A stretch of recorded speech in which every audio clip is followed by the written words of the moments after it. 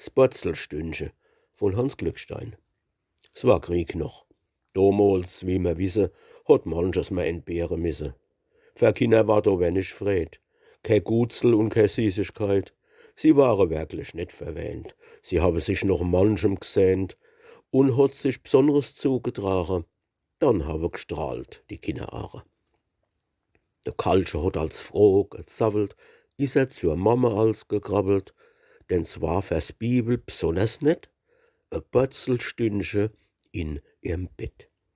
Und wieder Moos war zur Zeit, wo besonders schlimm war Not und Streit, wo's kalt war, wo man Holz und Kohle nur puntweis sich hat, keine Hohle.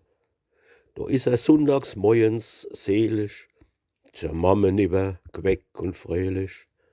Behaglich hat dort sich gestrickt, gedehnt, gekuschelt und gereckt und hat gegrunzt wie noch Musik. Schön warm.